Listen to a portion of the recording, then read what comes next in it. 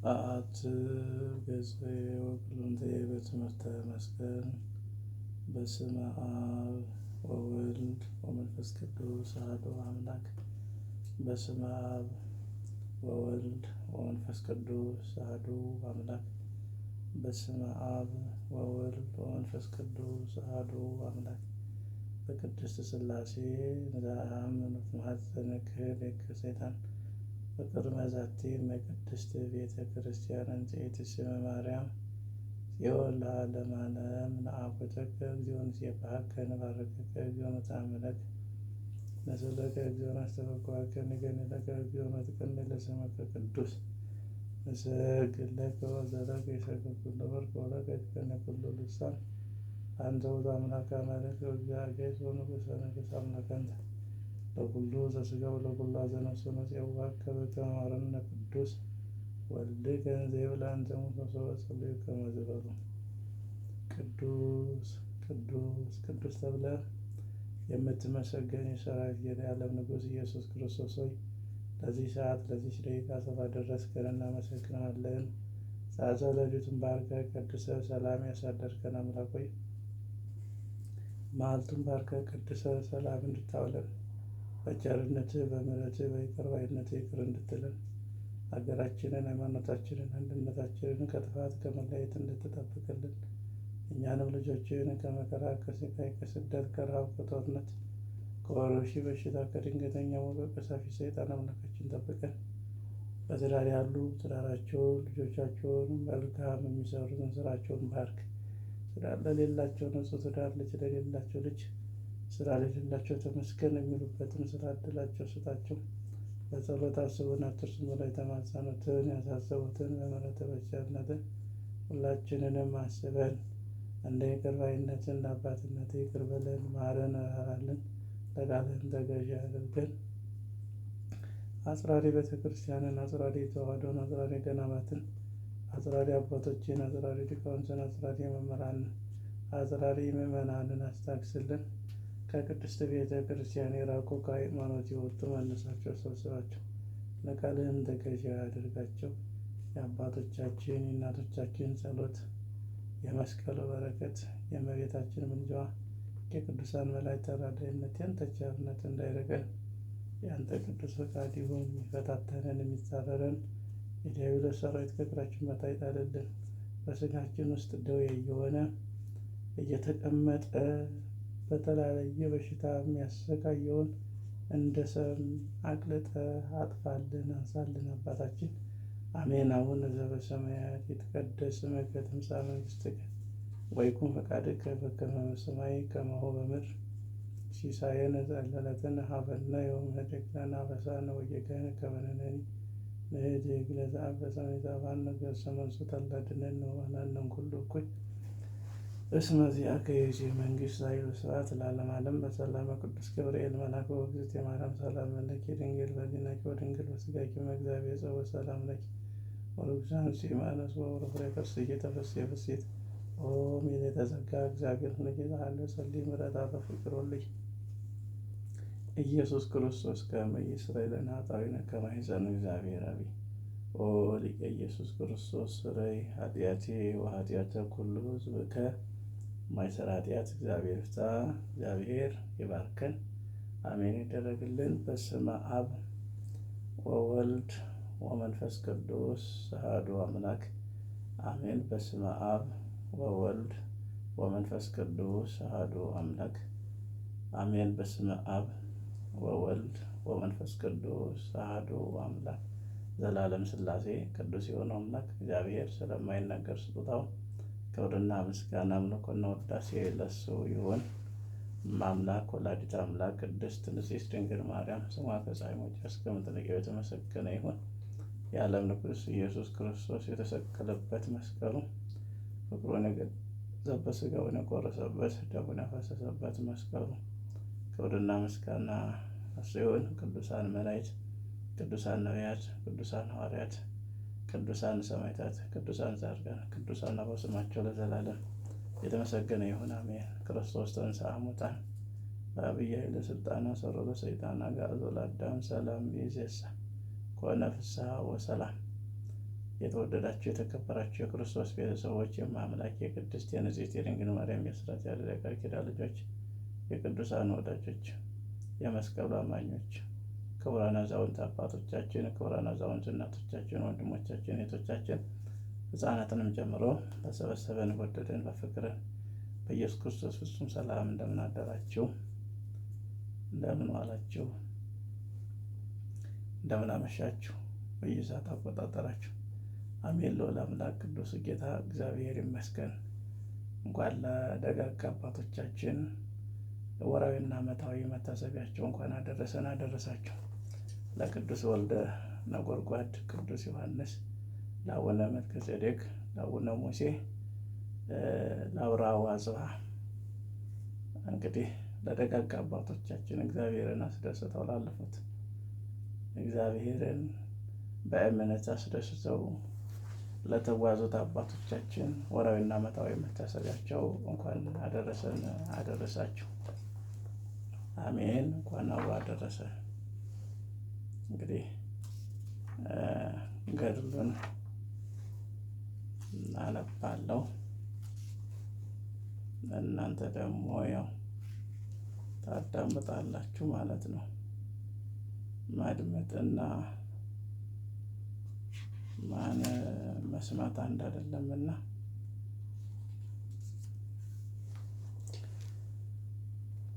በስመ አብ ወወልድ ወመንፈስ ቅዱስ አሐዱ አምላክ አንድ አምላክ በሆነ በአብ ወልድ በመንፈስ ቅዱስ ስም አምነን አድማስ በጽር የተባለ ንጉሳችን በእደ ማርያም በዘመኑ በሕይወቱ ሳለ የጻፈው በግንቦት 4 ቀን የሚነበብ የአባታችን መልከጼዴቅ ገድልና ምስክርነትን ማንበብ ጀምራለሁ። ጸሎቱ በረከቱ ከንጉሳችን ከበእደ ማርያም ነፍስ ከጻፊውና ከምናዳመጠው ከሁላችን ጋር ለዘላለም ጸንቶ ይኑር አሜን።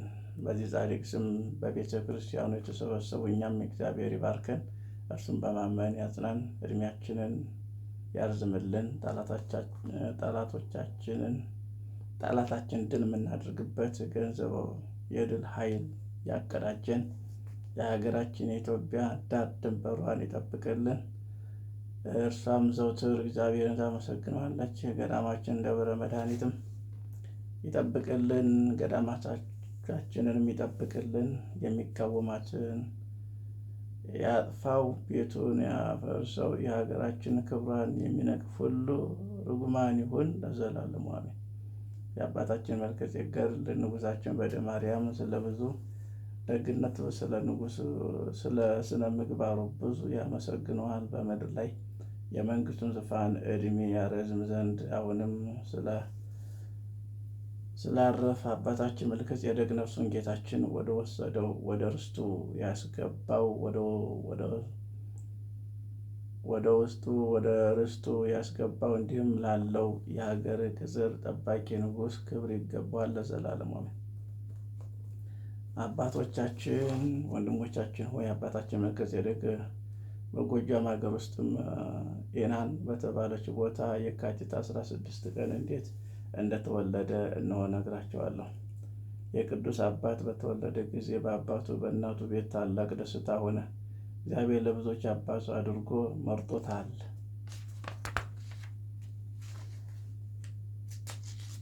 ኤርምያስ ትንቢተ ኤርምያስ ምዕራፍ 1 ቁጥር 5፣ ማቴዎስ 19:12 ላይ ይሄ ጻድቅ በዘመኑ ከከበሩ ወገን ተወለደ። እሊህም ነገስታት ናቸው። ትውልዱ ይህ ነው። አፄ አምደ ጽዮን ምስሩዓደን ወለደ። ምስሩዓደን በዛርን አንበሳን ወለደ።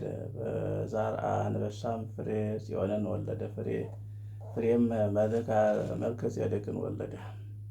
መዝሙር 111:2 ላይ የእናቱም ስም ዓመተ ማርያም ነው። ወንድሞቻችን ወይ ስሙ፣ እግዚአብሔር የመረጠው ሰው ኑር ክቡር ነው።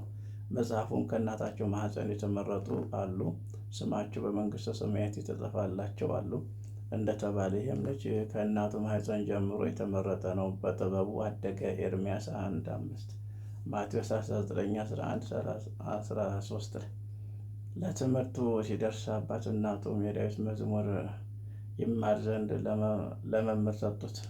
ቅዱስ አባታችን እምቢ ብሎ ወደ አባቱ ቤት ተመለሰና ፈረስን ግልቢያን ሆነ፣ ጋላቢ ሆነ። የነገስታቱን ስራ ሁሉ ተማረ፣ የነገስታት ዘር ነውና። ይህ ጻድቅ አባት በጎለመሰ አቅመ አዳም በደረሰ ጊዜ አባቱ እናቱ ሚስቱን ፈለጉት። በዚያን ጊዜ መልኳና ደምግባቷ ያማረ ሚስት አገኙለትና ታላቅ ሰርግ አደረጉ። እርሱም ሕዝቡም የንጉሱም የሰራዊትም አለቃ አድርገው የአባቱን ሹም ሾሙት። በሐሰተኛው ዓለም ሹመትና ሚስትን ሐሰተኞችን ዓለም ባገኘ ጊዜ ከሚስቱ ጋር በመገናኘት ኃጢአትን ሳይሰራ ሰለሞን ከፀሐይ በታች ያለው ሁሉ ከንቱ ከንቱ ነው ያለው በልቡ አሰበ። በምድር ላይ ሕይወት የለም። መክብብ ምዕራፍ 2 11 28 ማቴዎስ 1:19 እስከ 30።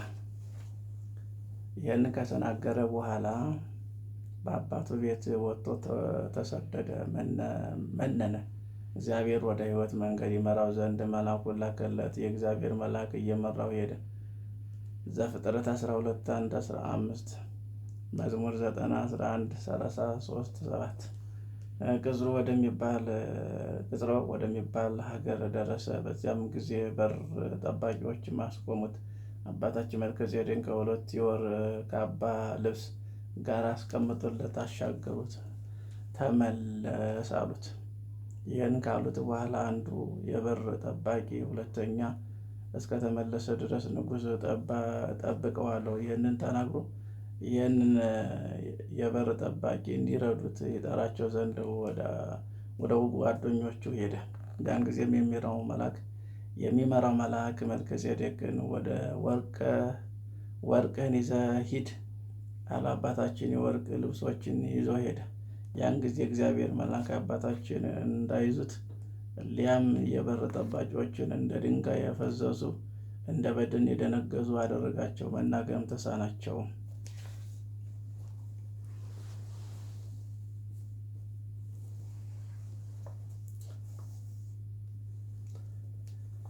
ከዚያም በኋላ መልከጼዴቅ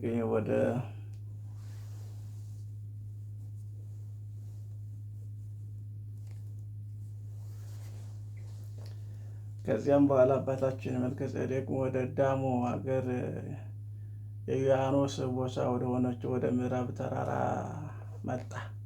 በዚያም ከዮናስ ቀጥሎ በተሾመው በዚያ በአባታችን አሮን እጅ መነኮሰ። እርሱም በፊት አቡነ አሮን በህቡ መንኩሶ ነበርና አቡነ አሮን ንዑር ክቡር ለሆነው ለአባታችን መልከጼዴቅ የምንኩስና ልብስም አለበሰው። ጌታችን መድኃኒታችን ከመላእክት ጋር ለመባረክ መጣ። በዚያም ጊዜ ይመራው የነበረው የእግዚአብሔር መልአክ በክንፎቹ ጋረደው። መድኃኔዓለም በእርሱ ላይም ሲባርከው ዓለም ሁሉ የፈጠርክ ሆይ እግዚአብሔር አብ ብሩክ ነው አለ። አቡነ አሮንም እኛን ለማዳን ከቅድስት ድንግል ማርያም የተወለደኝ አንድ ልጁ ጌታችን መድኃኒታችን ኢየሱስ ክርስቶስ ብሩክ ነው አለ። መድኃኔዓለምም የሚያነጻ ጰራቅሊጦስ መንፈስ ቅዱስን ብሩክ ነው አለ። ያን ጊዜም አቡነ አሮን ይህን ታላቅ ምስጢር አይቶ ደነገጠ፣ እጅግም አደነቀ። ይህ ነገር ምን ይረቅ ምን ይደንቅ! እግዚአብሔር ይህንን የተወለደ ልጅ በዚህ ታላቅ ክብር ያከበረው ድንቅ ምስጢር ነዋ አለ። እግዚአብሔር በቅዱሳኑ አድሮ ድንቅ ስራ ይሰራልና። መዝሙር 67:35 አቡነ አሮንም በማድነቅ ሳለ አባቱም እናቱም ወንድሞቹም ዘመዶቹም ከኤናን አገር ተነስቶ እንደፈለጉት ወደ እርሱ መጡ። በመንፈስ ቅዱስ ፈቃድ ተሰወራቸው እንጂ አላገኙትም። እነርሱም አቡነ አሮንን ይዘው ልጃቸውን ስጡን አሉት። አባቱም እናቱም ሚስቱን ሹመቱንም ትቶ ወደ አንተ መጥተዋልና። ይህን ባለው ጊዜ በዚያ ሰዓት ካነጋገራቸው የተነሳ አቡነ አሮን ደነገጠ። ልጃቸው መልከጼዴቅም እንደ መነኮሰ ነገራቸው። ያን ጊዜም አባትና እናቱም ወንድሞቹን ዘመዶቹም ታላቅ ለቅሶን አለቀሱ። ወዮልን! ወዮት አለብን! ክብራችን ፈርሷል፣ ኃይላችን ተሽሯል። ወልድን እንዳልወለድን ሆነናል እያሉ ብዙ ለቅሶን አለቀሱ። ይህም ካሉ በኋላ አቡነ አሮን መለሰ፣ አባቶችና ወንድሞች እንዲህ አትበሉ፣ እኔ በዚህ በልጃችሁ ላይ ለመስማት የሚያስደንቅ እጹብ ድንቅ ነገር አይቻለሁ አላቸው። ይህንን ክብር በተቀበለ ጊዜም መላእክት መጥተው በዙሪያው እንዲያነጋግሩት መድኃኔዓለምን ለመባረክ እንደመጣ ነገራቸው። አቡነ አሮንም ከጌታ ጋራ እንዲባረክ ይህን ሁሉ ነገራቸው። ያን ጊዜ ካነጋገሩ የተነሳ ደነቁ። ከአቡነ አሮን አንደበት ይህን የሰው ልብ የሚያስደንቅ ቃል በሰሙ ጊዜ ታላቅ ደስታን ተደሰቱ። ከአቡነ አሮን ጋር ታላቅ አባታችን ሆኖ ታላቅ የተናገረው ባለማወቅ ነውና ይቅር በለን፣ የእግዚአብሔር ድንቅ ስራን አላወቁምና አሉት። ያን ጊዜ አባቱ የእግዚአብሔር ፈቃድ ይሁን አለ። ቀድሞም ለድሆች መልአኩን ቅዱሳን መጎብኘቱን ባየ ጊዜ በልቤ ሳስብ የልጅ መነኩሴ ይሆናል እል ነበረ። እድሜው 3 ዓመት በሆነ ጊዜ እስከ 10 ዓመትም ድረስ በገዳም እና በዋሻዎች ውስጥ የሚኖር ቅዱሳን ይጎበኝ ነበረ። እናታቸውም የሰጣቸውን እንጀራ በአባቱ ደጅ ዙሪያ ለተቀመጡ ነዳያን ይሰጥ ነበር። በጣቶችም ከእንጨቶቹ ቆርጦ መቀበልን የምንኩስናን መቁጠሪያ ሲሰራ አባቱ ልጁ እንደዚህ የሚሰራ የቅዱሳን ስራ ይመለከት ነበር። ይህን ተናግሮ ያን ጊዜ ትተውት ወደ የቤታቸው ሄዱ። ጸሎትና በረከቱ ከሁላችን ሕዝበ ክርስቲያኑ ጋር ለዘላለሙ ጸንቶ ይደርብን ይዋልብን፣ አሜን። የአባቶቻችን ጸሎት አይለየን፣ ቃል ኪዳናቸው አይራቅን።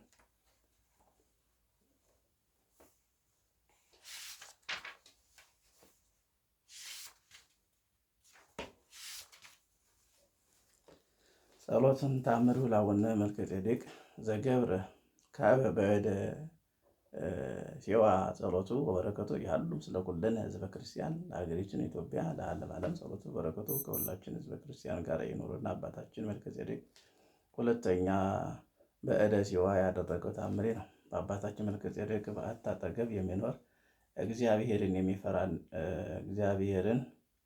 የሚፈራ አንድ ካህን ነበረ። ያ ካህን ወደ ውጭ በወጣ ጊዜ በአባታችን መልከጼዴቅ በር ውጭ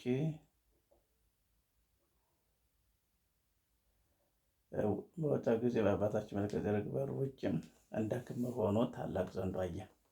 ያ ካህን ወደ ቤቱ ገብቶ ሳቀና ቤተሰቦቹ በዚህ ወራዳ ሰው እግዚአብሔርን የሚፈራ ነው ያሉት። አባታችን መልከጼዴቅ ይህንን በዚያ ወራዳ ሰው ደጅ ታላቅ ዘንዶ አየሁ አላቸው። አባታችን መልከጼዴቅ ይህንን በሰማ ጊዜ ወደ ቦታው ውጭ ወጣ። ሔዋን እንዳሳተ ሊያስተው የመጣውን ያን ከይሲ አየውና እጅግ አዘነ። በዚያን ዘንዶ ላይ ጌታችን በሰጠው በትምህርተ መስቀል አማተበ። ያን ዘንዶ ከመካከሉ ተሰነጠቀ፣ ከሁለት ተከፈለ። በመስቀሉ መካከል አንስቶ ወደ ውጭ አወጣው። በመስማር ላይ መቆም ለአንተ ይብስብሃል ብሎ ወረወረው። ዳግመኛ ወደዚያ ካህን ተመልሶ ጌታ ኢየሱስ ክርስቶስ ከእናቱ ከማርያም ከቅዱሳን ሐዋርያት ጋር ስለጎበኘው ለምን በእኔ ላይ ተመካህ? እግዚአብሔር በእኔና በአንተ መካከል ይፍረዳል። ብዙ ጊዜ ይፍረድ የምንል ሰዎች አለን። የእግዚአብሔር ይፍረድ አንድም እግዚአብሔር ይፍረድብኝ የምንል ሰዎች እንደማይፈርድ እያወቁ ነው ወይስ እንዴት ነው? ያ ትክክል አይደለም። ስለዚህ እግዚአብሔር ይፍረድ ቀላል ይፈርዳል እንዴ? ፈራጅ ነው እኮ፣ የሚያዳላ አይደለም። ስለዚህ አያዳላም። አምላክ ትክክለኛውን ነው የሚፈርደው። ስለዚህ ብዙ ጊዜ እንዲህ የሚሉ ሰዎች አሉ። ቀላል አይደለም።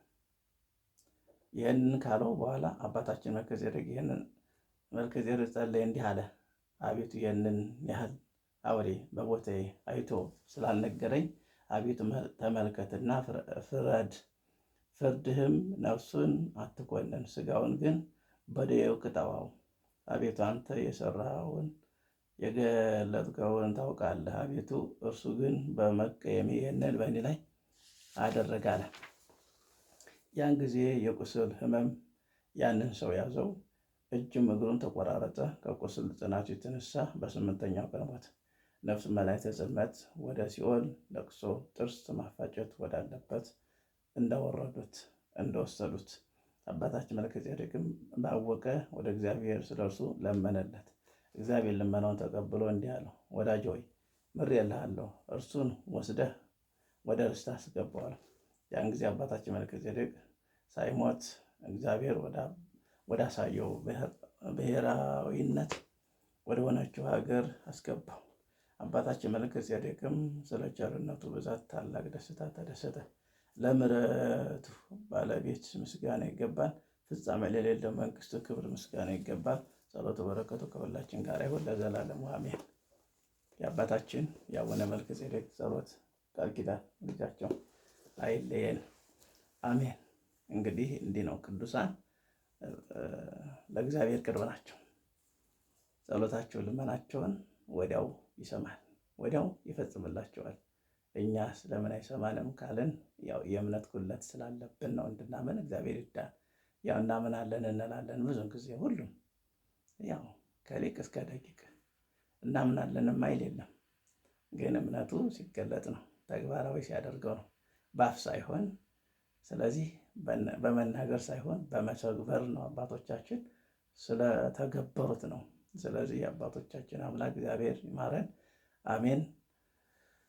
ምሕረቱን ቸርነቱን ይላክልን። አቡነ ዘበሰማያት ይትቀደስ ስምከ ትምጻእ መንግሥትከ ወይኩን ፈቃድከ በከመ በሰማይ ከማሁ በምድር ሲሳየነ ዘለለዕለትነ ሀበነ ዮም ኅድግ ለነ አበሳነ ወጌጋየነ ከመ ንሕነኒ ንኅድግ ለዘአበሰ መዛራነ ወሰመንሱት አላደነነ ወባልሐነ ኩሉ እኩይ እስመ ዚአከ ይእቲ የመንግሥት ኃይል ወስብሐት ለዓለመ ዓለም። በሰላም ቅዱስ ገብርኤል መልአክ ኦ እግዝእትየ ማርያም ሰላም ለኪ ድንግል በኅሊናኪ ወድንግል በሥጋኪ እም እግዚአብሔር ጸወት ሰላም ለኪ ወረክሰ አንቺ ማነስ ወውሩፍ ፍሬከርሥኪ ተፈሥሒ ፍሥሕት ኦ ምልዕተ ጸጋ እግዚአብሔር ምስለኪ ሳሎ ጸልይ ምሕረተ በፍቅር ወልድኪ ኢየሱስ ክርስቶስ ከመ ይስረይ ለነ ኃጣውኢነ ከመ ይእዜሰ እግዚአብሔር አብይ።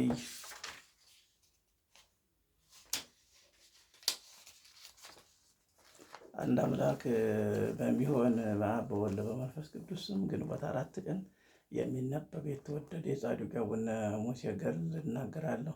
የተወደደ የአቡነ ሙሴ ጸሎቱ በረከቱ ከሁላችን ሕዝበ ክርስቲያን ጋር ለዘላለሙ በእውነት ይኖር አሜን። ወደ ሌላው ነገር እንመለስና ከዕለታት በአንድ ቀን መስገድ መንገድ ሲሄድ በእርሱ ላይ ክፉ ያደርጉ ዘንድ በመንገድ እየጠበቁ ተሰብስበው ከበው አጋንንት አገኛቸው። ከእርሱም ዘንድ እርሱ የሐዋርያት መጽሐፍ በላያቸው ላይ አነበበባቸው። የእነዚህ አጋንንት መልካቸው እንደ ተፈጥሯቸው 1024 ያህል ናቸው። 1000 የፈረሶች ፊት ያላቸው፣ 1000 የበሬ ፊት ያላቸው፣ 1000 የውሻ ፊት ያላቸው፣ 1000 የጅብ ፊት ያላቸው፣ 1000 የሰው ፊት ያላቸው ናቸው። እርስ በርሳቸው እንዲህ ያሉ ተመካከሩ። ካህናት፣ ደናግል፣ መነኮሳት፣ ጎልማሶች፣ ልጆች፣ የባለትዳሮች ነገሥታት፣ መኳንንትም እንግደልና በእነዚህ ሥጋ ደም የምሳ በዓል እናድርጋሉ። እነማን አጋንንቶች? ሁለተኛም የአጋንንትን ነገሥታት አሉ። ባል አግብተው የሚኖሩ ሴቶች ከባሎቻቸው ጋር ሳሉ እኛ መተን ተደምረን ከመካከላቸው ተገኝተን የወደድነውን እናደርጋለን። ልጁም ከእነርሱ እንወልዳለን። የሴቲቷን ባለቤት ሰውየውም የራሱ ልጅ ይመስለዋል። እኛ ግን በጥበብና በምስጢር የእኛ ልጅ እንደሆነ እናውቃለን። ተመልከቱ እንግዲህ እነርሱ ግን ከእኛ ይራቅ፣ ንጉሥና የሀገር ገዢ ይሆናል ይላሉ። የእኛ ዘር ጭምር ስለሆነ ሃይማኖታቸውን ይለውጣሉ፣ አብያተ ክርስቲያናትን ያቃጥላሉ፣ ብዙ ሰዎችም ይገላሉ። ብዙ የክደት ነገርን ኃጢአትን ያደርጋሉ። ከዚያ ነገር በኋላ ጥበበኛው ሁሉ አሳዩት፣ የሚሰራንም ስራ ነገሩት። አቡነ ሙሴም ጸሎትን በጨረሰ ጊዜ ፊቱን በመስቀል ምልክት አማተበ። ጌታዬና አምላኬ ሆይ አጥፋቸው እና ለእሳት ምድጃ አድርጋቸው አለ። በዚህ ቦታ አንድ ጊዜ ይበላቸው ዘንድ አንድ ጊዜ ጸሎትን ከእግዚአብሔር ዘንድ ደርሶ ከሰማይ እሳት ወረደና 7,000 አጋንንትን እና ሰይጣንን አቃጠላቸው። እስከ ዘላለም ድረስም አቡነ ሙሴ ጸሎቱን እንደ አመድ ሆኑ። ከዚያ በኋላ መንገዱን ሄደ። ከሰራዊቱ ጋር ወደ አንድ ወንዝ ደረሰ። በዚያ ቦታ አንድ ታላቅ ዘንዶ ነበርና የዚያች ሀገር ሰዎችን እያመለኩ ምግብ ይሰጡታል። በመንገድ ያገኘውን ሰው ሁሉ ይበላል። ከአራዊትም ይበላ ዘንድ ጀመረ እና 7 ሰዎችን በላቸው። ብዙ ሰዎችን በመርዙ ገደላቸው። ያን ጊዜም ከፈረስ ወረደና ፊቱን ወደ ምስራቅ መልሶ ወደ እግዚአብሔር ፈጽሞ ለመነ። ከዚያ በኋላ ጸሎትን ጨርሶ ወደዚያ ዘንዶ ቀረበ። የእርሱም ሰራዊትን ሁሉ አዩት። እግዚአብሔር በእርሱ ላይ ኃይልን ሰጠው። በጦር ቢወጋውም ሞተ። ቁመቱም 40 ክንድ ሆነ፣ ወርዱም 10 ክንድ ሆነ። ዳግመኛ ጸለየና በዘንዶው መርዞን የሞቱትንና በልቶ የገደላቸውን አስነሳቸው። እንደዚህም አዳኝ በሆነችው ጸሎት የሞቱትን አስነሳቸው። በዘንዶ ፊት ራስ የሚያበራ ወርቅ አገኘ። እንድርጊስ በሚባል ሀገር በተሰራች በእመቤታችን ድንግል ማርያም ቤተ ክርስቲያን ጉልላት ላይ ያደረጋት እና እስከ ዛሬ ድረስ የምታበራ ሆነች። እስከ ዛሬም አለች። ከዚህ በኋላ በሁለተኛው ቀን የበረሃ አራዊት ያን ዘንዶ ከሰራዊቱ ጋር ተነሳ። ሲያድንም እንደ ወርቅ የሚያበራ ታላቅ አውሬ አገኘ። መልኩም የሰውን መልክ ነበረው። እንደ አህያ ጆሮ እና ቀንድ አለው። አንገቱን እንደ ግመል ነው። ትንሽ ጀርባ፣ ጭን፣ እጆችንም ክንድ እንደሰጠው ጣት አለበት። ከጎኑ በታች እንደ አንበሳ ነው። እግሩ እንደ ዝሆን እግር ነው። ጀርባው የሚነክስበት የሚቆርጥበት የአውሬ ጅብ ነው። በእጆቹ የሚቆርጥበት እና የሚወጋበት ጦር ሰይፍን ይገንዝበታል። የሰው የሁሉ አራዊትም እና የዋፎችንም ይበላል። ንጉሥ ሙሴ ከሰራዊቱ ጋር በደረሰ ጊዜ ስሙ ሰብአድ የተባለ አውሬም በጦር ይወጋቸው ጀመር። በዚያም ውጊያ ከንጉሱ በኋላ ሸሸ። ከዚህም ምላሴና መልኩ ከሌለው ጠላታችን አድነናል። በበረሃ ሁሉ እንደርሱ ያሉ አላየንም። ንጉሥ ሙሴም በሰማያት ያለው አባቱን ፍሩ፣ ይህን አውሬ አይታችሁ አትፍሩ፣ አትደንግጡ አላቸው። በሰማይና በምድር ካለው ጠላታችን እርሱ አምላካችን ያድነናል እንጂ አላቸው። ይህንንም ብሎ እጁን ወደ ምስራቅ ዘርግቶ መጸለይ ጀመረ።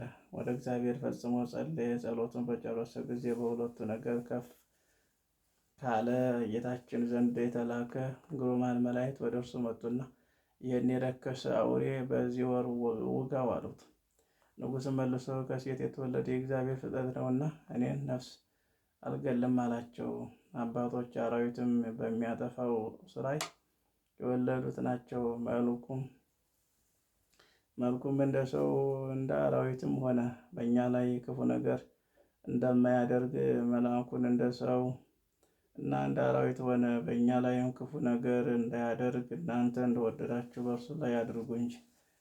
እነዚያም መላእክትም አቡነ ሙሴን ከወታደሮቹ አንዱ እንደ እገሌ የተባለውን እየዘገበ በጦር ይወጋዋል አሉት። ሙሴም ከወታደሮቹ አንዱ እገሌ የተባለውም እየዘለ በጦር ይወጋል አሉት። እንደዚሁም በፊቱም በመስቀል ምልክት አማትበ መርዝ እንዲሽርና ኃይሉን እንዲደክም አሉት። መላእክትም እንዳዘዙት አደረገ። ያንን ጊዜም ያን ዘንዶ ወታደር ከጎኑ ላይ ወጋው። ያ መልአክም በሰይፍ ቆረጠው፣ ሁለት ክፍል ሆነ። በእግዚአብሔር ኃይልም ሞተ።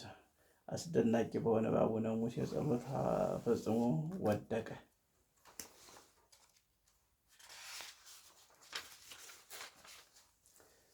ከዚያም በኋላ ወደ ስብዓ ድብዓት ሄደ እና እንደ እህል ክምር ተከምሮ የብዙ ሰዎችን አጥንቶችን አገኘ። በሌሊት ሆነ በቤትም በመንገድ ሆነ በበረት ያ ክፉ አውሬ የገደላቸው ሰዎች ገላቸውን ከልባቸው ጋር አገኙት። በዓይኑም ያየው ሰው እያመለጠ ነበረ። የገደላቸው ሰዎች 1000 ናቸው። እንደ ቀድሞም አባቶች ሙሴ ያሉትን ሰዎች አቡነ ሙሴ ያገኛቸው።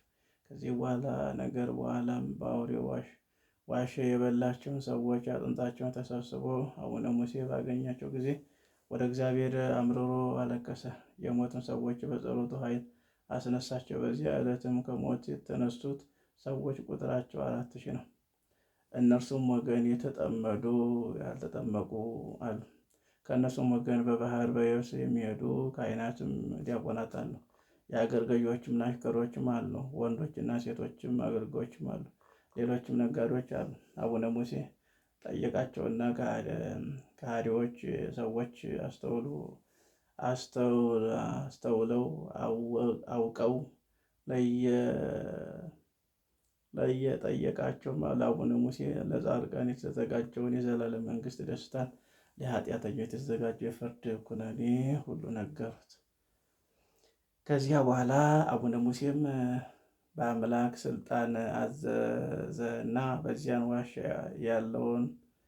ዋሻ ጎን ያለውንም ታላቅ ወንዝ በጸሎቱ መለሰው። ይህን የድንጋይ ዋሻ እጠበው አለው። ውሃውንም የአውሬውንም ክርፋቱንም ያለበት ሁሉ የድንጋይ ዋሻ አጠበ። ፈጽሞ የጠራ ንጹሕ ሆነ።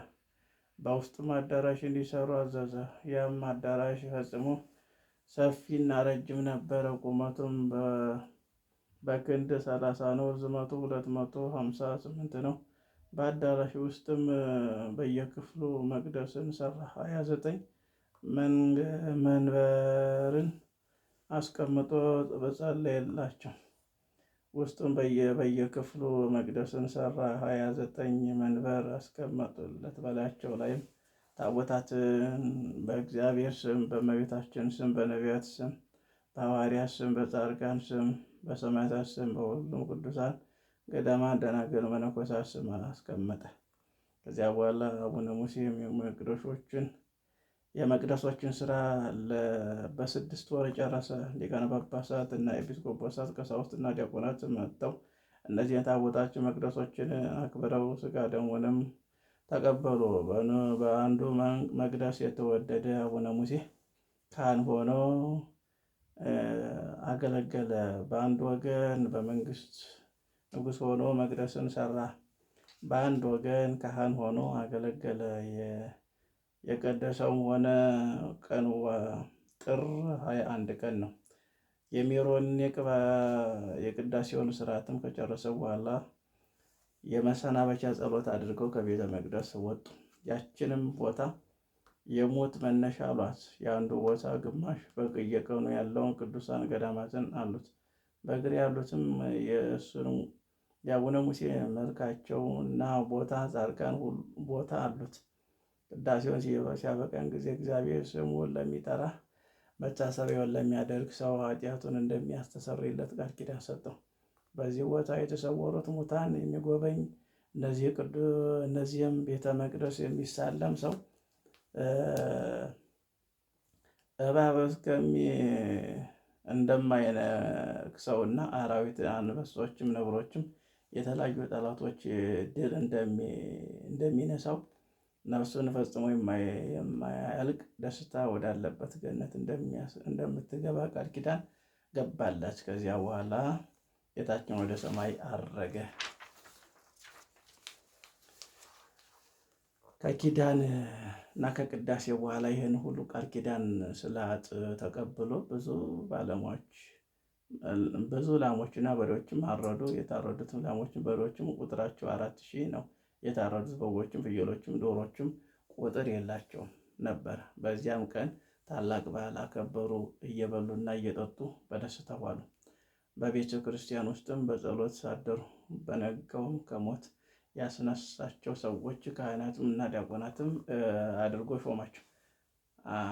በሰራው ቤተ መቅደስም ያገለግሉ ዘንድ ከሞት የተነሱ ሕዝቦች ማህበር እንዲሆኑ የሚጎበኛቸው በውስጡም የሚጎበኛቸው በውጭ ሆነው የእግዚአብሔር ቤትን ማህበሩንም እንዲያገለግሉ ከሞት ያስነሳቸው 2000 ሰዎች በዚያ ገዳም አስቀመጠ።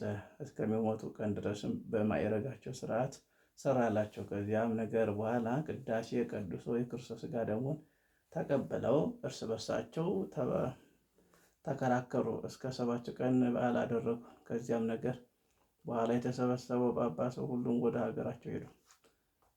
የተወደደ ንጉሥ አቡነ ሙሴን ለቤተ ክርስቲያን የሚገባውን ማዕረጉንና መጋረጃውን መጻሕፍትና ንዋየ ቅዱሳትን እያዘጋጀ ከሰራዊቱ ጋር ተቀመጠ። የመነኮሳት መቀመጫ የሆነው ገዳማትና ቤቶችን ቅጥሮችን ሰርቶ የከበረ የሐዋርያው ሕግ ያስተምሩ ዘንድ በመቅደሱ ቁጥር ልክ 29 ጳጳሳትን በላያቸው ላይ ሾመላቸው።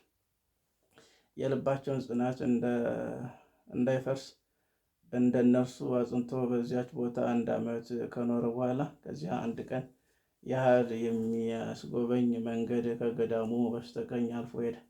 በዚያ ቦታ ታላቅ ሜዳ አገኘና የታዘዘ የእግዚአብሔር መልአክ በዚህ ቦታ በሥላሴ ስም ቤተ ክርስቲያን ስራ አለው።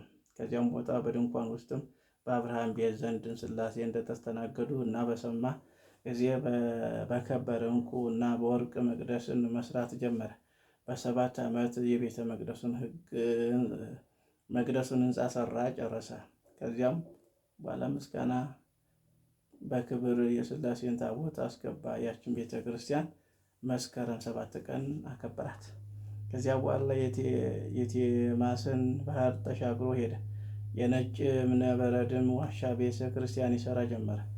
ድንጋዮችንም የአቡነ ሙሴን ፊት ባዩ ጊዜ ሰም በእሳት እንደሚቀልጥ ይቀልጡ ነበር። ከፈጣሪ ዘንድ ታዞ በዘመኑ ድንጋይ እንደ ጭቃ እንደሚለዝብ ድንጋይ በእጁ እንደሚፈተት ስልጣን ተሰጥቶታልና በደብረ ታቦር፣ በደብረ ዘይት፣ በገዳመ ቆሮንቶስ በክርስቶስ ስም ቤተ ክርስቲያን ሰራ። እንደዚህም በደብረ ቁስቋም፣ በጌቴሴማኒ፣ በናዝሬት፣ በገሊላ ጌታ በወለደችበት በጎልጎታ ጌታን በወለደችበት በጎልጎታ በእመቤታችን በማርያም ስም አብያተ ክርስቲያናትን ሰራ። የሰራቸው ቤተ ክርስቲያን ኅዳር 21 ቀን አከበራቸው። በእስክንድርያው ሀገር 44 አብያተ ክርስቲያናትን ሰራ። ከፍልፍል ድንጋዮች የሰራቸው አብያተ ክርስቲያናት 30 ናቸው። ሌሎችም የሰራቸው አብያተ ክርስቲያናት በጌታችን በኢየሱስ ክርስቶስ ስም፣ በእመቤታችን በማርያም ስም፣ በነቢያትና በሐዋርያት ስም፣ በጻድቃንና በሰማዕታት ስም ከከበሩ በናዝሬት ሀገር በመከራቂ ስም፣ በሰማዕቱ በዮልዮስ ስም፣ በፍሬዎስ ስም፣ በአባ መርደሊ ስም ሰራ። በሮሜ ሀገርም 10 አብያተ ክርስቲያናትን ሰራ። በጵሎንያውያን አውራጃ በርግሊያን ሀገር በማርያም ስም በኑልስን ስም አነጸ። በባህዶስ ሀገር በሰርባምን ስም እና በቅዱስ ዮሐንስ ስም ሰራ። በሰባሪ አውራጃ አልባክ ሀገር እና በሰማሪያ ሀገር በእመቤታችን ስም ቤተ ክርስቲያን ሰርቶ የቁስቋምን ታቦት አስገባ። በፍልዮም ሀገር በቅዱስ ዲዮስቆሮስ ስም ሰራ። በቆጵሮስም ደሴትም በአቴማ ሀገርም በቅዱስ ቴዎድሮስ ስም፣ በቲዮና በእንጦስ ባርዳኪሊዮስም ሰማዕታት ስም ሰራ። በህንዲያው ሀገር በጌታችን ስም በፊሊሞን ስም አንዱም ከመቃብር ሰርቶ ቀደሰ። በደርፍሬሲም ሀገር በ8000 ሰማዕታት ስም ሰራ። አረባቢስ በሚባል ሀገር በጊዮርጊስ ስም ሰራ። ሮም በሚባል ሀገር በእንጦስ ስም ነጭ የድንጋይ ቤተ መቅደስ ሰራ። ከሶርያ ሀገር በሊቀ ሰማዕታት በቅዱስ ጊዮርጊስ ስም ታላቅ ቤተ ክርስቲያን ሰራ። ሥጋውን ተሸክመው በውስጡም እንዳስቀመጠ አዘዘ። አስደናቂ ስራ ለሚሰራ ማር ሙሴ እግዚአብሔር ተገልጦለት በዚህ ቦታ ቃል ኪዳን ሰጠው። በዚች ቀን ቁጥር የሌለው የሚያስደንቅ ታምር ተደረገ። በሮሃ ሀገር በመስቀል ስም ሰራ። ሮም ከሚባል ሀገር በማርያም ስም ሰራ። ስሉያኖስ በሚባል አውራጃ ነጭ ድንጋይ ፈልፍሎ ቤተ መቅደስን ሰራ እና የእግዚአብሔር አብን ታቦትን፣ የባስልዮስን፣ የአውሳዊዮስን፣ የአርቃዲዮስን፣ የኤልያስን ታቦት አስገባ። በዛ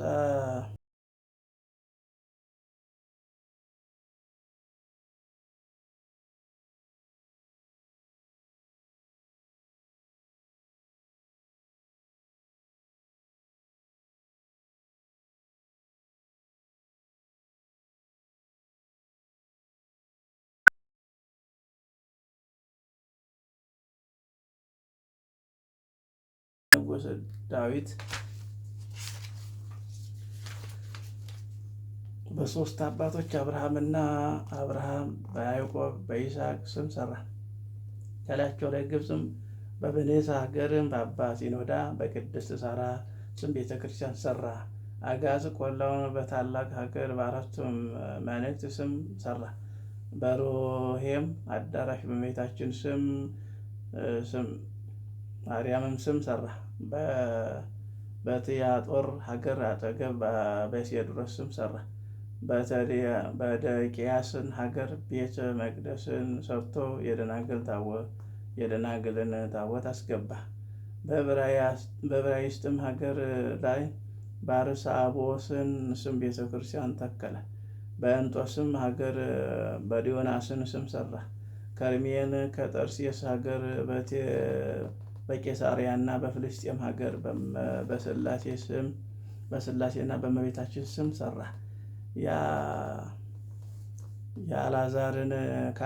አልዓዛርን ካስነሳበት በቢታንያም ሀገር በጌታችንና በእመቤታችን ሰራ። በአሜኔስ ሀገር ከኦሲ ሀገር በእመቤታችን ስም ሰራ። በሰረቂ በረሃ በቄርሎስ ስም ሰራ። በተርሴስ በረሃ በጻድባቤት ቤተ መቅደስ ሰርቶ የዳንኤልን ታቦት አገባ። ከናይን አውራጃ በሳብራ በረሃ በሰነዲዶስ ስም በደናግል ደብረ ከሱካዊር ሀገር መኑፍ ከሚባል ሀገር ከግብፅ አውራጃ በመድኃኔዓለም ስም ቤተ መቅደስን ሰርቶ ቀደሰ። በገሊላ አውራጃ አጠገብ በምኒቅያ አውራጃ በአንጾኪያ ሰብርያትን ሀገር በስላሴ ስም ከምድር መካከል በሰማርያ ሀገር ቤተ መቅደስን ሰርቶ የእግዚአብሔርን ታቦት አስገባ። የወተት ሀገር በሚባል በልዳ ደብር ላይም እንደ በአልቃሪዮን ሀገር በመላልኤል በያሬድ በአሮን በሙሴ ስም ሰራ። በናብላውን ደብረ ሙሴ በተሰወረበት ሰራ። በኢየሩሳሌም በጌታ ወንድም በያዕቆብ እና በዮሐንስ ስም ሰራ። በግዳድ ማር በተባለ ሀገርም በሕዝቅኤል ስም ሰራ። በኑዋስን ሀገር በእመቤታችን ማርያም በቶማስ ስም ሰራ። በተሬስ በዮርዳኖስ ወንዝ በልዳ ሀገር ቤተ መቅደስን ሰርቶ የአዳምና የሔዋን ታቦት አስገባ። በኬብሮን ደብርን በዳዊትን በሰለሞንም ስም ሰራ። በዳጎንን በረሃ ፀሐይና በያቴር ስም መቅደስን ሰራ። በባስልዮስም ድም በጌታችን ስም መቅደሱን ሰርቶ የእርሱን ደቀ መዝሙር በትምህርትም ሾመው። በተሰሎንቄ ሀገርም የድንጋይ ዋሻ ቤተ መቅደስን ሰርቶ ሲጨርስ የሰውን እግር ገብቶ እንደሚያደርቃት ዘጋት።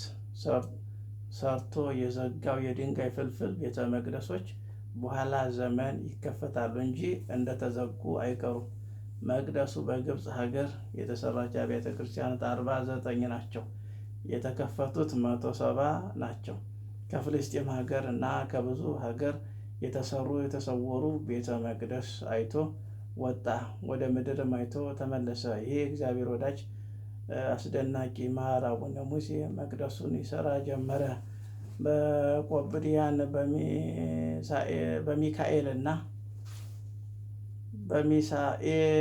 በሚካኤልና በኤርምያስ ስም ቡራኬን ደብረ ቤተ መቅደስን ሰርቶ የሐዋርያትን ታቦት አስገባ። በፋርስ በባቢሎን በኖ በሚባል ሀገር በቅዱስ ኒቆዲያዎስ ስም ሰራ። መጀመሪያ በግብፅ ሀገር ለክርስቲያን ሕዝቦች የተቀደሰች ናት።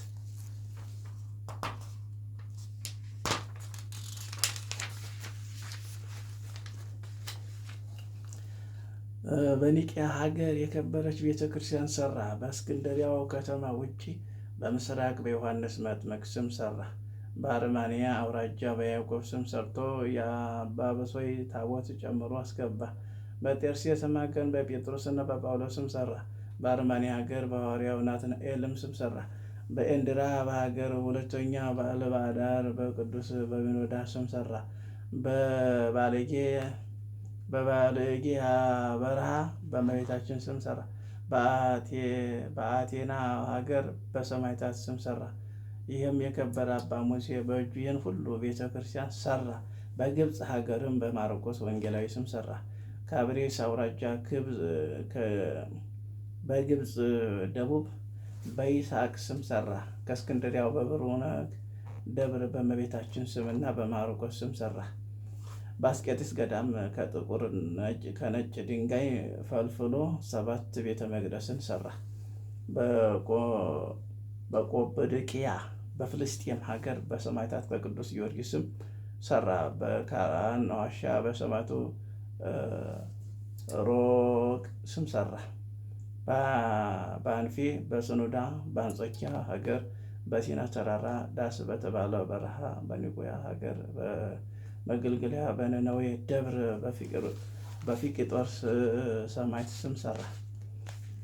በካራን በረሃ በሚሊዮስ ስም በመቅዶስ ሀገር በቅዱስ በነስጣውስወር ስም በቀሊሃ ሀገር በጌታችንና በአርስጦስ ስም ሰራ። በእስክንድሪያው መካከል በሊቀ ጳጳሱ በማርቆስ ስም ሰራ። በአፍሪጊያም በባርቅ በ5 ሀገሮች ላይ የተወደደ ይህም ቅዱስ ሙሴ ቤተ መቅደስን ሰራ። በናዝሬት ምድር በማርያም በልደቷ ስም በምዕራብ ሀገር በሐዋርያው በያቦስር ስም ሰራ። በኮራኩሮስ ደሴት በጌት ደብር በይሁዳ ደብር በጠዋት አጠገብ በዳውራ አውራጃ በአዜናና ሀገር በእንዘልፋ ሀገር በክያም ሀገር ቤተ መቅደስ ሰራ። በኢየሩሳሌም የአይሁድ ምኩራቦችን አፍርሶ በቅዱስ እስጢፋኖስም መቅደስን ሰራ። በንስውት ሀገር በዮሐንስ መጥምቅ ስም በሲሃ ደብር በጌታችን ስም በቁስጥንጥንያ ሀገር በመርቀያስ ደብር በአብርሃም ስም በኢየሩሳሌም ሀገር በጎልጎታ ደብር በላያቸው ላይ ግብፅ በፋርያማ ዳጅ በገልገላ በውርማድ ተራራ የገሊላ ክፍል በሆነች በቃና ሀገር በጽዮን ተራራ በእስያና በኤፌሶን ሀገር በአባ ቴዎድሮስ ስም ሰራ። በቆሮንቶስ እና ደብረ ታቦር ሀገር በኖህ ስም ሰራ።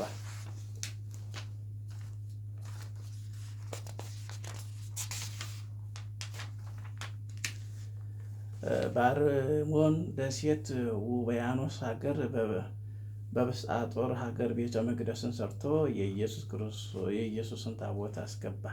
የውሃ ምንጭ ካለበት ዘንድ በጉመኔዲ ሀገር ቤተ መቅደስን ሰራ። ከዚያ በኋላ የምዕራብ ወንዝ ተሻግሮ መካን ከሚባል ሀገር ከዚያ ቦታ በጌታችን በኢየሱስ ክርስቶስ ስምና በእመቤታችን በድንግል ማርያም ስም በደብረ ምጥማቅ ስም ቤተ ክርስቲያን ሰርቶ ግንቦት 21 ቀን በዛሬው ዕለት በአማሌቅያን በቅዳሴ ከበረች። እመቤታችን ድንግል ማርያም በታላቅ ምስጋና መታ በእርሷ ስም ከተሰራው ቤተ ክርስቲያን ጉልላት ላይ በብርሃን ወንበር ላይ ተቀምጣ ፊቷን ገልጣ ታየች። የመለኮት ብርሃን ተሸፍኖ ነበረ። የመላእክት አለቆች ሰራዊቶችን በየማይረጋቸው ሁሉ ዙሪያውን በዚያ ቆመው ነበረ። ሱራፌልና ኪሩቤል ክንፋቸውን ዘርግተው ጋረዷት። መጋረጃውን ይዘው ላከበራት ገናንነትን ሰገዱ። በየስግደታቸውም አብ ከሰማይ ሆኖ ወደ ምድር አየ። በንጽሕትና በቅድስት የተዘጋጀ እንዳንቺ ያለ አላገኘም፣ አንቺን ብቻ አገኘ እንጂ። አንቺን ቢያገኝ ቀዳማዊ ተከታይ የሌለው ልጁን ልኮ ከአንቺ ተወለደ እያሉ አመሰገኗት። ሰማዕታት በየማይረጋቸው ፈረሶቻቸውን ጋልበው መጡ። ከሁሉም አስቀድሞ ቅዱስ ጊዮርጊስ ነጭ ፈረሱን ጋልቦ መጣ። ከፈረሱ ላይ ወርዶ ከፊቷ ሰገደላት። እንደሱም ጓደኞቹ ሰማዕታት መጥተው ሰገዱላት። ከእነሱም አስቀድሞ ቅዱስ መርቆሬዎስ በጥቁር ፈረሱ ላይ ሆኖ መጣ። ከእርሱም በኋላ ማር ቴዎድሮስ በቀይ ፈረሱ ላይ ሆኖ መጣ። ከእርሱም በኋላ ሁሉም ሰማዕታት መጥተው ሰገዱላት እና እጅ ነሷት። እርሷም ትባርካቸዋለች። እነርሱም ወደ ኋላቸው ተመለሱ። ሁለተኛም ነቢያት መጡ፣ ሰገዱላት፣ በፊቷም ይመላለሱ ነበረ። እንደዚህም ሄሮድስ የገደላቸው ሕፃናት መጥተው በፊቷ እየተጫወቱ 4 ጊዜ ወደ ላይ እየዘለሉ እርስ በርሳቸው ተቃቀፉ። ብፁዕ አቡነ ሙሴ በሦስተኛው ሰማይ ያለውን ሰማ። በዚያም ያለው መሰለና ይህንን አስደናቂ አባት አቡነ ሙሴ ከእመቤታችን ድንግል ማርያም ፊት ቆሞ ረጅም ጸሎትን ጸለየ። ጸሎትን ከጨረሰ በኋላ የሞቱ አባትና እናቱ ዘመዶቹ እና ወዳጆቹ አሳየኝ ብሎ እመቤታችን ድንግል ማርያምን ለመናት። አምላክን የወለደች ድንግል ማርያም ወይ አባቱ ዮስጣቴዎስ እናቱ ጵርስቅላን አሳየኝ እያለ ለመናት። ያን ጊዜ በቀደመው መልካቸው አባትና እናቱን አመጣቻቸው። ከእነርሱም ተባረከ። ሁለተኛም ዘመዶቹና ወዳጆቹን አመጣችለት እና ብፁዕ አቡነ ሙሴ በገነት ያለውን ወይስ በሲኦል ቤት ትኖራላችሁ ብሎ ጠየቃቸው። አባትና እናቱም በልጁ ቸርነት በእመቤታችን ድንግል ማርያም በእርሷ አማላጅነት በደስታ በገነት መካከል አለን አሉት። እገሌና እገሌ ከእኛ ጋር አሉ፣ እገሌት ግን ከእኛ ጋር የሉም አሉት። ያን ጊዜ ወደ እርሷ ተመለሰና ንግሥት ሆይ በስልጣንሽ ወደ ገነት አግቢያቸው አላት እና ብፁዕ አቡነ ሙሴ የእግዚአብሔር ወዳጅ ሆይ ስለ አንተ ወደ ልጄ መንግሥት ይግቡልህ አለችው። ያን ጊዜ ተደስቶ መጠምጠሚያውን ጣለላት እና በእጇ ይዛ ባርካ ለአቡነ ሙሴ ሰጠችው። ሰራዊቱም ሁሉ ትንሹም ትልቁም ለበረከት ተካፈሉት። ለክርስቲያን ላላመኑት ሁሉ ፊት እየታየች በእንዲህ ያለ ስራ 5 ቀን ተቀመጠች። ወደ የቤታቸው ሲሄዱ በወደደ ጊዜ ከፊቷ እየሰገዱ እንደተባረካቸው ይለምኗታል። እርሷን በእጆቿ ባርካቸው ወደ ቤታቸው ይሄዳሉ። ይህን የከበረ አቡነ ሙሴ ከእርሷ ጋር እየተነጋገረ 5 ቀን ቆሞ ውሎ ያድር ነበረ። እርሷን ብዙ ነገር ነግራ የተሸሸገውን ምስጢርም አሳየችው። ጌታችን እስከ ዕለተ ምጽአት ድረስ በደብረ ምጥማቅ እየወረደ ከእናቱ ጋር እንደሚታይ ቃል ኪዳን ሰጠው። እንደዚህም ከእናቱ ጋር እየታየ በዚህ ቦታ የሚያስደንቅ ተአምር ያደርጋል። ይህን ክብር በዓል ከጨረሰ በኋላ ከዓለም ዳርቻ እስከ ዓለም ዳርቻ ያሉ ክርስቲያን ሁሉ በየዓመቱ ገስግሰው ግንቦት 5 ቀን ያከብሩ ዘንድ አዋጅ አስነገረ። እንደዚህም በየዓመቱ ተአምር እየተደረገ እስከ ዛሬ ድረስ አለ። ከዛሬም በኋላ የውሃ ምንጭ ውሃ ወዳለበት መጀመሪያ ወደሚያውቀው ቦታ ሄደ። ያችም ቤት በጌታችን እጅ ዮሴፍ በትር የተከለባት መጣሪያ በምትባል ቦታ ናት። በዚያ ቦታ ላይ ታላቅ ቤተ ክርስቲያን ሰርቶ በጌታችን እና በእመቤታችን ስም ታቦትን አስገባ። ቅዳሴን ቤቱን አክብሮ ከጨረሰ በኋላ በዚያ ተነስቶ ወደ ብንሳ ሀገር ሄደ። ይህም ቦታ በኢየሱስ ይባላል። ትርጓሜም የኢየሱስ ቤት ማለት ነው።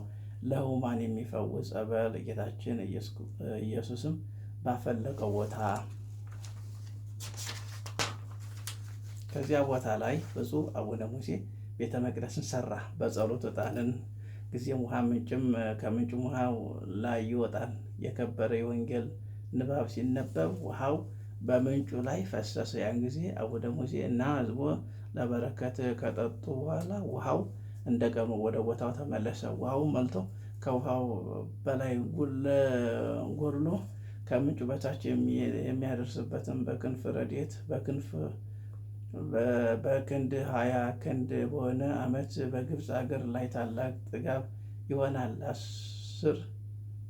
18 ከሆነ እንዲሁም በ10 ከሆነ እንዲህ ያለ ጥጋብ ይሆናል። 7 እና 8 ከሆነ ግን በዚያ ዓመት በግብፅ ሀገር ታላቅ ረሃብ ይሆናል። ይህ ታላቅ ተአምር እስከ ዕለተ ምጽአት ድረስ ይደረጋል። ከዚያም ተነስቶ ወደ ስሙራዊ ሀገር ሄደ። በዚያም ቦታ ማር አቡነ ሙሴ በጌታችን ስም ታቦትን ታላቅ ቤተ ክርስቲያን ሰራ። ከዚያ ተነስቶ ማልቃ ምስር ወደሚባል ሀገር ደረሰና ድንጋይ ፈልፍሎ የዋሻ ቤተ ክርስቲያን ሰራ። የጊዮርጊስ ቤትን አላት። በእርሱም ስም የከበረች አነስጣቴዎስ የተባለ እና የተወደደ ይህን የአቡነ ሙሴ የጊዮርጊስን የገድሉን መጽሐፍ ባነበበ ጊዜ ቅዱስ ጊዮርጊስ በፈረሱ ላይ በተግሳዝ ደቡብ ቀጤር በምትባል ሀገር በስሙ ቤተ ክርስቲያን ሰራለት። እንደ ዛሬቱም ቀን ባለችው በነቢዩ በዕንባቆም ስም ቤተ ክርስቲያን ሰርቶ ግንቦት 24 ቀን አከበራት። ከዚያ በኋላ በእንዲያው አውራጃ በቅዱስ መርቆሬዎስ ቤተ ክርስቲያን ሰራ። በግብፅ ደቡብ ሄርማዳ በሳሚያሳ በምትባል ሀገር ቤተ መቅደስን ሰራ። ዳግመኛ በቅዱስ አባ ሴሮስም ሰራ። በጳጳሱም አፍም ተባረከች። በያም በሚባል ሀገር በዚህ ቅዱስ ስም ድንጋይ ፈልፍሎ ቤተ ክርስቲያን ሰራ። ወሊወስ ወደሚባል አውራጃ ሄደና በእመቤታችን ድንግል ማርያም ስም ቤተ ክርስቲያን ሰራ። ደሞዝ በሚባል አውራጃ ከቀጥሮስ ሀገር በ44 እንስሳት ስም ቤተ ክርስቲያን ሰራላቸው። በላያቸው ላይም ንባብ በግብፅ ሀገር 24ቱ ካህናተ ሰማይ ስም እና በጻድቃን በሰማዕታት በጌታችን እና በእመቤታችን በሥላሴ በደናግል በመነኮሳት ሁሉ መነኮሳት ስም ቤተ ክርስቲያን ሰርቶ ቁጥራቸው የማይታወቅ ታቦታተ ንዋየ ቅዱሳትን በውስጣቸው አስቀምጦ ከእርሱም በኋላ የሚመጡ የክፉ ሰዎች አረማውያን ዘመን እስከሚያልቅ ድረስ ደጆቻቸውን ዘጋ። በመንፈስ ቅዱስ አፍም በእርሱ አፍም በእስክንድርያው ሊቀ ጳጳስ አፍ የከበረች ቦታ ትዕቢተኞች ሰዎች በእግሮቻቸው እንደማይረግጧት ነው። ትዕቢተኞች እንግዲህ አቡነ ሙሴ ታላቅ ጻድቅ ነው። የአብያተ ክርስቲያን ስራቸውን ከጨረሰ በኋላ ወደ ኢየሩሳሌም ወጥቶ 40 መዓልት 40 ሌሊትም እየጾመ እየጸለየ በዚያ ቦታ ተቀመጠ። የተወደደ አስደናቂ አቡነ ሙሴ ጾሙን እና ጸሎቱን ሲጨርስ የብዙ መላእክትም እየተከተሉት ጌታችን ኢየሱስ ክርስቶስ ወደ እርሱ መጥቶ የተወደደ ወዳጄ ሙሴ ሆይ ድካምህንና ተጋድሎህን ሁሉ እነሆ በኢየሩሳሌም ሰማያዊት ተጽፏል። በመታሰቢያ ቀን ከሩቅም ከቅርብም ወደ መቃብርህ የመጣው ሰው ወዳጅ አቡነ ሙሴ እስከ 55 ትውልድ ድረስ ምሬልሃለሁ አለው። እርሱን ጌታዬ ስልጣንህን ከሰጠኝ እና በፊትህ ባለሟልነትን ካገኘሁ በኋላ ያሉትን በሲኦል ያሉትን በዚህች ዕለት ያሳየኝ በአንተ አካልና በአባት አካል በመንፈስ ቅዱስ ስምም አካል ወዳጄ ሙሴ ሆይ ስለ ድካምህና ስለ ጸሎትህ ስለ ፍልፍል ድንጋይ ቤተ ክርስቲያንና ስለ ምጽዋትህ ስለ ጾም ጸሎትህ በትህናውን ብዬ ምሬልሃለሁ። ከዚህ በኋላ ከእሳት ባህር ነፍሳትን እንደሚያወጡ መላእክትን አዘዛቸው። እነሱም እንዳዘዛቸው አደረጉ። ያን ጊዜም ጌታችን እንግዲህ በጸሎቱ የዳኑ ሰዎች ከእነርሱ ጋር ወደ ገነት አልፈው ይግቡ አለው። የእነዚህም ነፍሳቸው ቁጥራቸው ከሲኦል የወጡ 400,150 ሆነ። በስቃይ ያሉት የነፍስ በስርዓት ቃል ኪዳንም ከተሰጠ በኋላ ቅዱስ ቅዱስ ቅዱስ ተብለ የምትመሰገን አሸናፊ እግዚአብሔር ጌትነት በሰማይና በምድር የመላ ነው እያሉ ከሚያመሰግኑ ከብዙ መላእክት ጋር ምስጋና ወደ ሰማይ አረገ። አስደናቂ የተባለው የአቡነ ሙሴ እግዚአብሔር ስራ እያደነቀ ሳለ ከእርሱ ተወሰደ። የተወደደ አቡነ ሙሴ ጸሎቱ በረከቱ ከሁላችን ሕዝበ ክርስቲያን ጋር ለዘላለሙ ጸንቶ ይዋልብን ይደርብን፣ አሜን።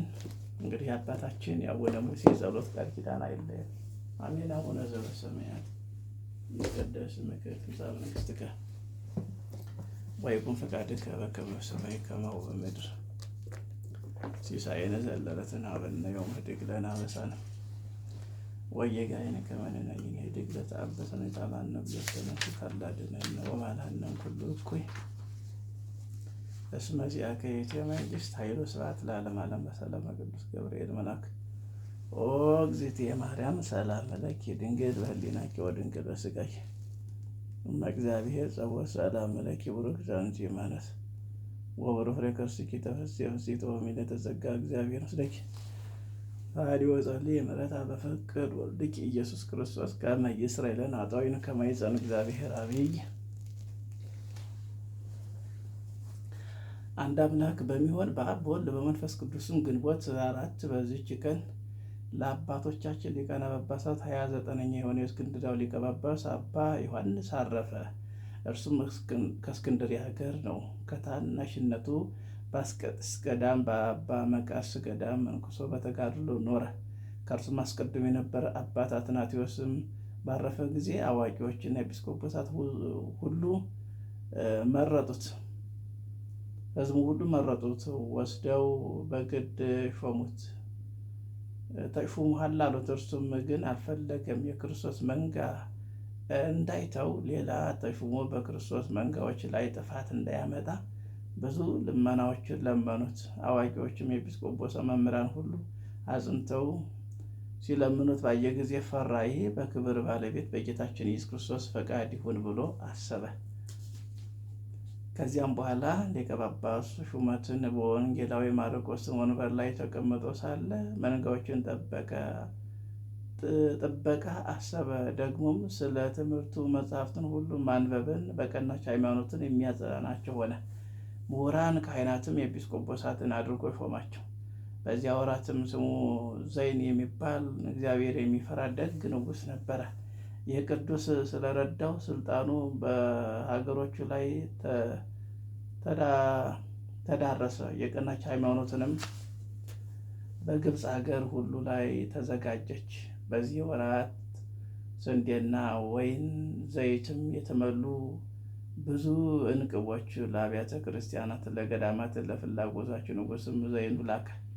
ለዚህ አባት ዘመኑ ሁሉ ጸጥታና ሰላም ሆነ። ጌታችን በስራው ሁሉ ተደሰተ፣ መልካም ስለተሰራ ማለት ነው። ከዚያም በኋላ በቸርነቱ ጎበኛቸውና ጥቂት ታመመ። በሹመቱ 8 ዓመት ከኖረ በኋላ በሰላም አረፈ። እግዚአብሔርን አስደስቶ ማለት ነው። ለእግዚአብሔር ምስጋና ይሁን፣ እኛንም በዚህ አባት ጸሎት ይማረን፣ በረከቱ ከእኛ ጋር ትኑር ለዘላለሙ አሜን። ሰላም ለዮሐንስ ሙሉደ ነገሥት ክቡራን ዘተይሳይመ ሊቀ ጳጳሳት ሄራን ዘበዲሁ ተአንጸ አብያተ ክርስቲያናት ኩሎን እንዘ የተራአዶ ንጉሥ ዘይን በፍሬ ሰርናይ ምስለ ዘይን ወይን። በዚች ቀን የቡሩከ ፊቅጦር አገልጋዮች ሶሊማንና ናዳ በሰማዕትነት አረፉ። በረከታቸው ከኛ ጋር ትኖር ለዘላለም ትኖር አሜን። ሰላም ስፍራይክሙ ለስቃይ ስም ውስተ አውዳ በማዘ ፊቅጦር ጽጌረዳ ጸገወኒ ሊተ አመሳ እሴተ ወፍዳ ለሰባቲክሙ ትከፈል ክብዳ ክቡራን እዝ ዘሲማ ወኖዳ። ዛቅረብኩ ማህሌት አዘክሬ አይላፈ ምለተ ጸምዱከ ዘልፈ ለላነበቶ ከዘንዴተ መጽሐፈ እንተረሰይ ከእግዚኦ ጸሪቀ መበለት ውኩፈ እመ እለም ብሏን ዘተርፈ ነቢያት ቅዱሳን ሐዋርያት ሰባክያን ሰማዕታት ጻድቃን ደናግል መነኮሳት ሄራን ባርኮ ጉባኤ ዛት የመካን እስከ አረጋዊ ልሂቅ ወንዑስ ሕፃን ለዘ ጻፎ በክርታስ ወለዛ ጻፎ እንዘ ይደርስ ወለዛ አንብብ ወለዘ ወለሳን አዲስ ወለስማ ቃሉ በዝነ መንፈስ በጸሎተ ማርያም አረቂተ ኩሉ ባይሰወረ የመሐረነ ኢየሱስ ክርስቶስ የምሕረት ባለቤት የይቅርታ አባት ምሕረቱን ቸርነቱን ይላክልን ይቅርም ይበለን ቃሉን ተገዢ አድርገን አባቶቻችን እንደጸኑ እኛን የሚያጽናን አባቶቻችን በእምነት እግዚአብሔር እንዳስደሰቱ እኛም በእምነት እግዚአብሔርን አስደስተን እምነታችንን ጠብቀን ሃይማኖታችንን ጠብቀን አክብረን እንድንጓዝ አምላከ ቅዱሳን እግዚአብሔር ይርዳን። ለቃሉም ተገዢ አድርገን እንግዲህ አቡነ ሙሴ ብዙ አብያተ ክርስቲያናትን እንደሰሩ ያው እንደሰማችሁት ነው። ብዙ አብያተ ክርስቲያናትን እንግዲህ እንዲህ ያሉ አባቶች አልፈዋል። ስለዚህ የተዘጉ ቤተ ክርስቲያን ዋሻዎች አሉ። ስለዚህ ማንም የማይረግጣት ትዕቢተኞች፣ አረመኔዎች ማንም ያችን ቦታ የማይረግጧት አድርጎ ሰውሯታል እግዚአብሔር ማለት ነው። አቡነ ሙሴ የሰሯቸውን ቤተ ክርስቲያን ቤተ መቅደስ ከፍል ከዋሻው እንግዲህ ከድንጋዩ ከተለያየው እንግዲህ አቡነ ሙሴ ገና ድንጋዩም መሬቱም ሲያቸው ያው እንደሰማችሁት ነው። ጋሉ ልዩ ነው። እንግዲህ እንዲህ ያሉ አባቶቻችን ነው አገራችን ላይ ታሪክ ሰርተው ያለፉት። ስለዚህ የእነሱ ጸሎት ዛሬ የምናነበው ገድላት ቀላል አይደለም። ትልቅ በረከት ነው የምናገኘው ለምናምን ሰዎች፣ ለገባን ሰዎች፣ ለተረዳን ሰዎች ማለት ነው። ብዙ ጊዜ ሰዎች ሲያቃልሏቸው እንሰማለን እናዳምጣለን ማለት ነው። በቅዱሳን ላይ ቅዱሳን ያማልዱም ሲሉ እንደገና ደግሞ እኔ ልጸልይልህ እኔ ከጸለይኩልህ ሁሉ ይሳካል፣ ሁሉ ይሆንልሃል የሚሉ ሰዎችም አሉ። ለራሳቸው ያልበቁ ለሰው እንጸልያለን የሚሉ ማለት ነው። አባቶቻችን ግን ከኛ ይለያሉ፣ ከኛ የበረቱ ናቸውና ጸሎት ቃል ኪዳናቸው አይለየን። በአማላጅነታቸው ከእግዚአብሔር ጋር ያገናኙን፣ ያስታርቁን። አምላካችን ስለ እነሱ ብሎ ይማረን። ሀገራችንን፣ ሃይማኖታችንን፣ አንድነታችንንም ከጥፋትና ከመለየት ይጠብቅልን። እኛንም ልጆችን ከመከራ ከስቃይ ከስደት ከረሃብ ከጦርነት ከወረርሽኝ በሽታ ይጠብቀን። በህመም ላይ ያሉትን ፈውሱን ጤናውን ያደላቸው። የሞቱትን በደጋጎቹ አጠገብ ያሳርፍልን። ያዘኑትን ያጽናናልን። የታሰሩትን ያስፈታልን። በስደት ዓለም ያሉትን ይሰብስብልን። ከእንቅፋት ከመሰናከል ጠብቆ አምላካችን አጽራሪ ቤተክርስቲያንን፣ አጽራሪ ተዋሕዶን፣ አጽራሪ ገዳማትን፣ አጽራሪ አባቶችን፣ አጽራሪ ሊቃውንትን፣ አጽራሪ መምህራንን፣ አጽራሪ ምዕመናን ያስታክስልን። ከቅድስት ቤተክርስቲያን የራቁ ከሃይማኖት የወጡ መልሳቸው ይሰብስባቸው። ዲያብሎስ የነዳቸው ወደ ጨለማ የከተታቸው ይመልሳቸው። የምሕረት አባት እሱ ከሚያቆኛ ከማናውቀው አደጋ መከራ ይጠብቀን። እግዚኦ እግዚኦ እግዚኦ ከሚያስበል መከራ ይሰውረን። አሜን። አቡነ ዘበሰማያት ይትቀደስ ስምከ ትምጻእ መንግሥትከ ወይኩን ፈቃድከ በከመ በሰማይ ከማሁ በምድር ሲሳየነ ዘለለዕለትነ ሀበነ ዮም ህድግ ለነ አበሳነ ወጌጋየነ ከመ ንሕነኒ ንህድግ ለዘአበሰ ንታባነ እግዚኦ ዘመንሱት አላድነን ወባልሐነን ኩሉ እኩይ እስመ ዚአከ ይእቲ መንግሥት ኃይሉ ስብሐት ለዓለመ ዓለም። በሰላመ ቅዱስ ገብርኤል መልአክ ወእግዝእትየ ማርያም ሰላም ለኪ ድንግል ወሊናኪ ወድንግል በሥጋኪ እመ እግዚአብሔር ዘወልድ ሰላም ለኪ ቡሩክት አንቲ እምአንስት ወቡሩክ ፍሬ ከርሥኪ ተፈሥሒ ፍሥሕት ወሚሌተ ጸጋ እግዚአብሔር ስለኪ ተሃሉ ጸልይ በረታ በፍቅር ወልደኪ ኢየሱስ ክርስቶስ ከመ ይስረይ ኃጣውኢነ ከመ ይጸን እግዚአብሔር ኦ ሊቀ ኢየሱስ ክርስቶስ ሰረይ ኃጢአቴ ወኃጢአተ ኩሉ ሕዝበ ከማይሰራ ኃጢአት እግዚአብሔር ይፍታ። እግዚአብሔር ይባርከን። አሜን። ይደረግልን። በስመ አብ ወወልድ ወመንፈስ ቅዱስ አሐዱ አምላክ አሜን። በስመ አብ ወወልድ ወመንፈስ ቅዱስ አሐዱ አምላክ አሜን።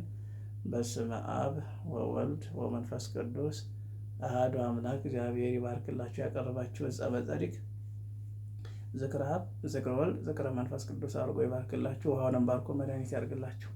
አሜን። እግዚአብሔር ይመስገን። እንግዲህ 1 ሰዓት ከ10 ድረስ ነው ቶሎ ቶሎ እያነበብኩት።